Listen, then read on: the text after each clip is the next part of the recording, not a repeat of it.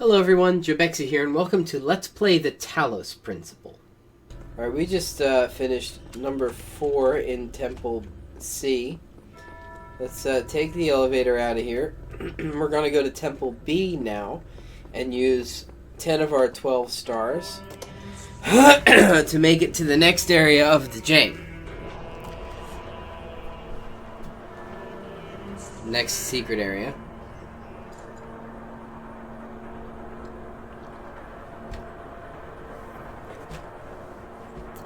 Where we can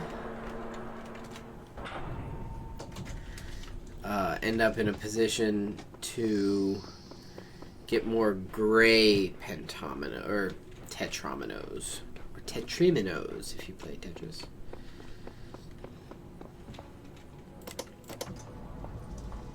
Or tetrads if you played Zoda's Revenge. Star Tropics 2. Zoda's Revenge.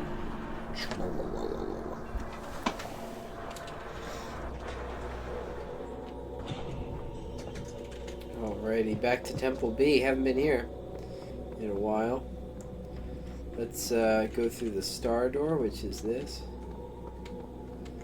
Beautiful place.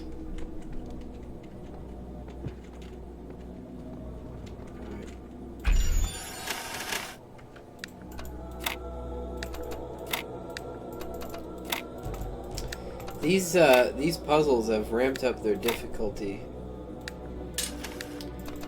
pretty significantly, I would say.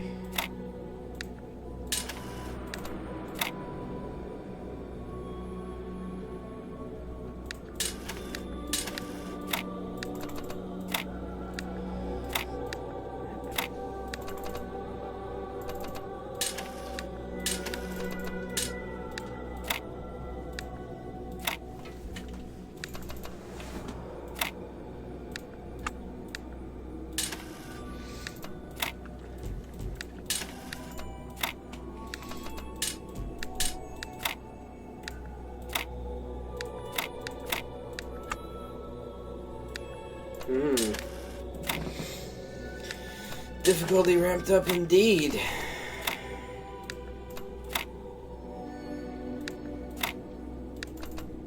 We keep ending up with this shape. This shape isn't very helpful. You have a lot of T pieces. And no S's or Z's.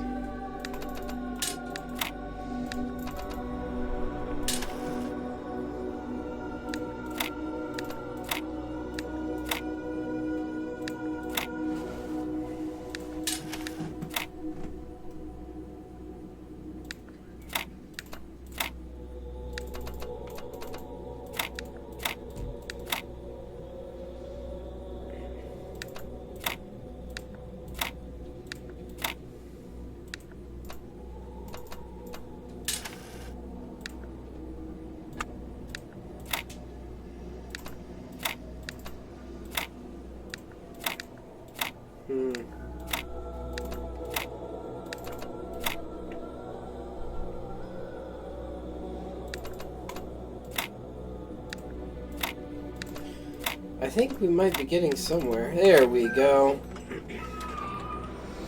Alright, we're down to 2 stars remaining. Collected a lot of red pieces. There were up to 38.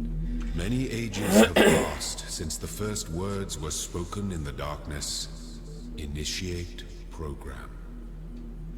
Generations of your kind have come and gone since those words. The garden has changed many times. But I remember. I remain. Only within me can you find immortality. Well,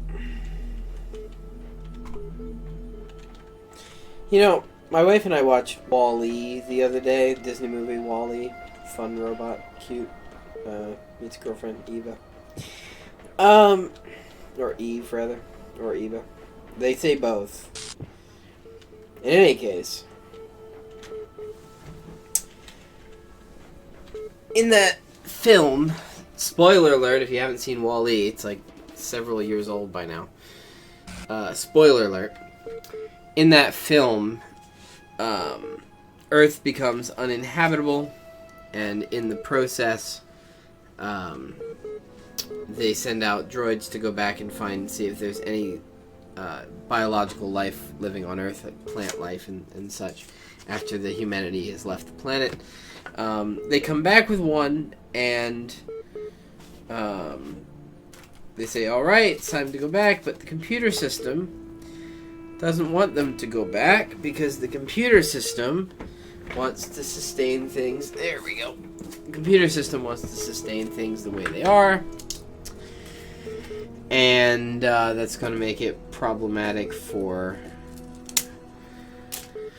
everybody else. So there's this whole thing. Well, I feel like we're kind of in the exact same story here, where the computer system wants to keep things going forever and ever and ever and ever. It says, only in me you can find immortality. Definitely don't go to the tower, because it's bad and it's scary and it's evil.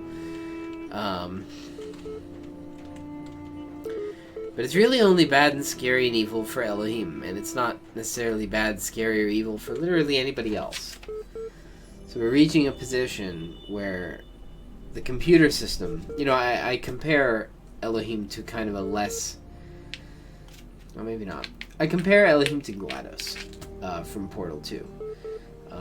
Testing. Have to keep the testing going, even if we have to turn all of the human beings into postage stamps to do it. Testing. And I feel like Elohim in this story is exactly the same. Must keep the process, the purpose, The purpose is to keep the thing going for infinitely many generations, and it's almost exactly like GLaDOS. I've marked down that 7 is this central digit. Let's read the computer. 4 things this time. A medical journalist published a startling new theory about last year's sudden, shocking extinction of the orangutan. See our award-winning video of the last orangutan, this link. They suggested the virus responsible was not a new mutation, but a very old one. An ancient virus buried until now in high-latitude permafrost, set free by global warming. The virus may have plagued the ancestors of modern great apes more than 100,000 years ago. Several important questions remain unanswered, including, and more importantly, the study suggests that based on samples taken from locations around the globe, the incubation period may...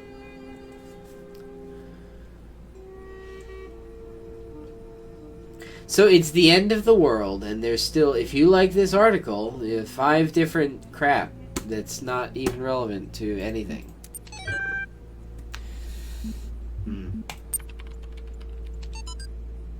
The ancient poets animated all sensible objects with gods or geniuses, calling them by the names and adorning them with the properties of woods, rivers, mountains, lakes, cities, nations, and whatever their enlarged and numerous senses could perceive. And particularly they studied the genius of each city and country, placing it under its mental deity, till a system was formed which some took advantage of, enslaved the vulgar by attempting to realize or abstract the mental deities from their objects. Thus began priesthood, choosing forms of worship from poetic tales. And at length they pronounced that the gods had ordered such things. Thus men forgot that all deities reside in the human breast. And that's really the trick, isn't it? Once we forget that the gods live within us rather than what we've mostly come to believe in many societies around the world, that God is separate and somehow outside and angry and external and judgmental and all sorts of things that don't really make sense if you really talk about it. You begin to do some very dangerous things as a species, as we have done. Usernames. George Jameson. It's working now. Each iteration is assigned its own unique name drawn randomly from the database, and at the moment that's a database of online gaming handles, which does sound a bit odd. But I honestly don't think we should spend more time on this. We have unique identifiers, so we're fine. More than that, it's a luxury we can't afford. If we should happen to have everything else finished on time, I'll go back and generate a new database with more appropriate names. Right now, it just can't be a priority. But so it explains why we have things named like Jobexi and Thrakgar and stuff like that.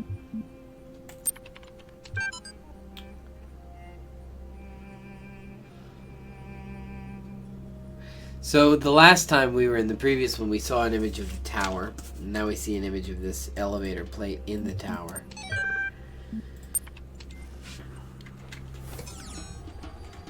Alright, 3 puzzles. Let's make it happen.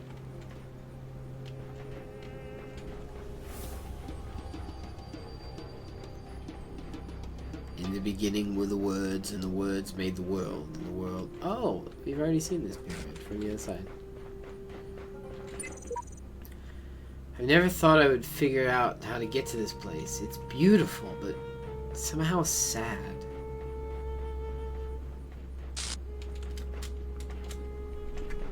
Oh, it's one of the puzzles right here.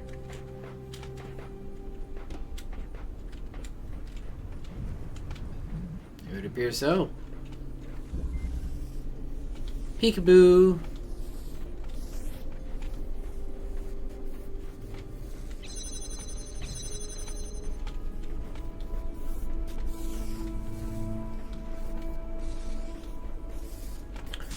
Alright, well I need one of me to stand on this button. So where'd that computer go?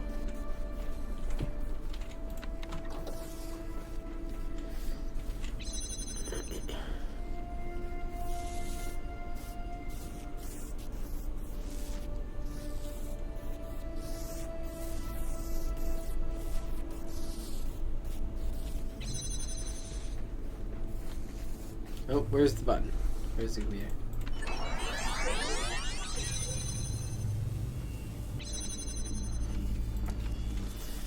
Okay, so it looks like I'll have access to...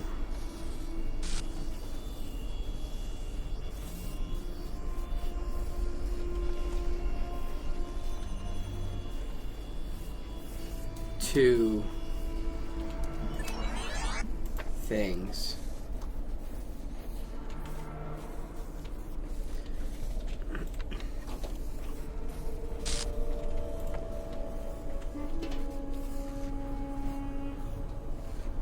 No, that wasn't correct. Now let me stop because that wasn't correct at all. Alright, let me... I don't think I can get it to work with just one.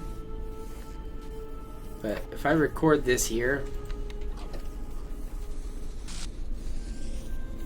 Oh, and I can go stand on the button.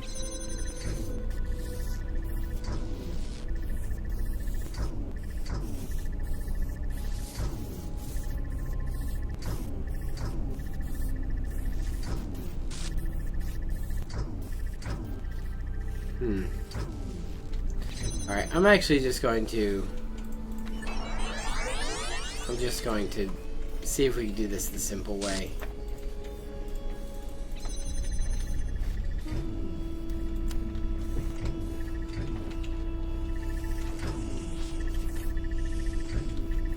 No, it appears that it can't be done the simple way.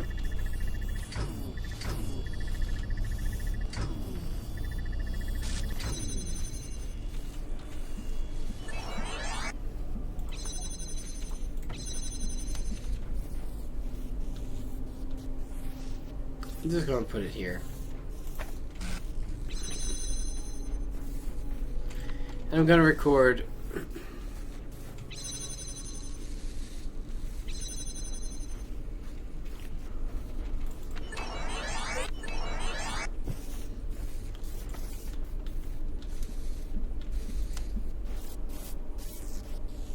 Just going to put it here.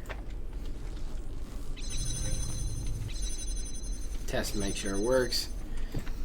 I'm gonna record, stand on this button. I'm just gonna stand here for a little while. Since they're going in opposite directions, I should be able to cut it diagonally. And that should be enough. I'll give myself about 25 seconds.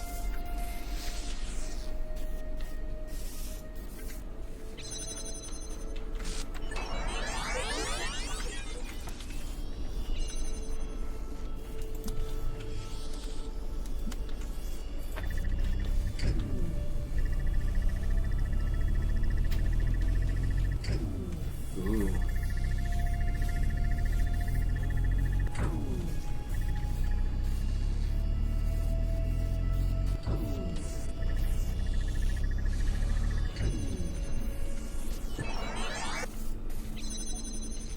I thought that might have been it.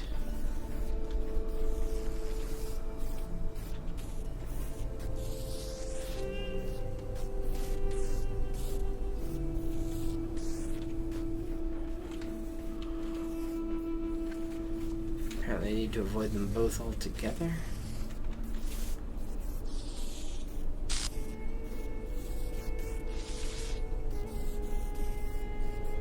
There's a little space where they don't actually meet. Like, they don't actually go all the way. I don't know if that'll be...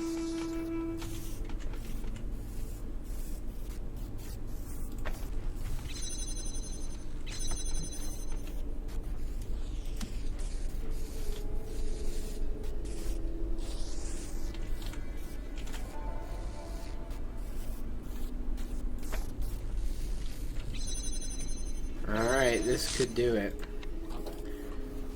I just need to stand on the button. I'll give myself another maybe 20 seconds because it shouldn't take very long. Maybe 25. I don't know.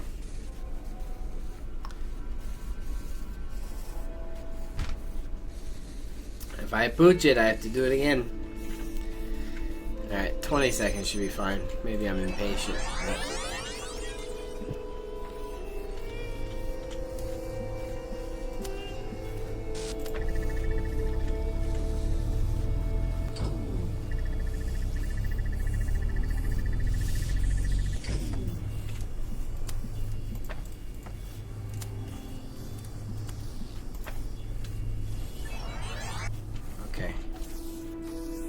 That's not a big deal.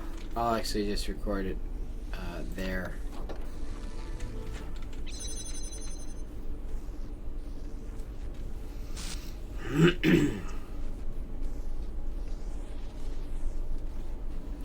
It doesn't really have to be one or the other.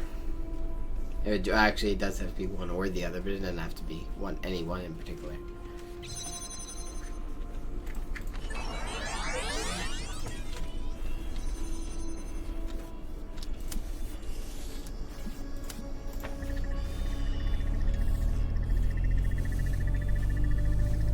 Good.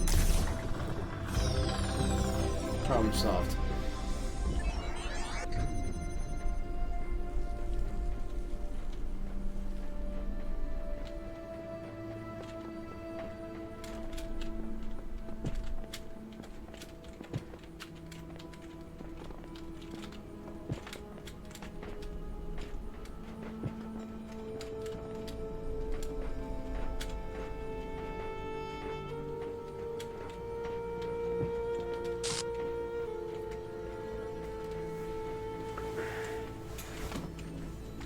Thank you so very much for watching this episode of Let's Play the Talos Principle. If you like what you see, you can click this button right here to be taken to the playlist. You can click my name to be taken to my channel, where you can check out my other content. Or you can click subscribe if you like what you see, to be notified when I produce more excellent content. Thanks so very much for watching, and I will see you in the comments.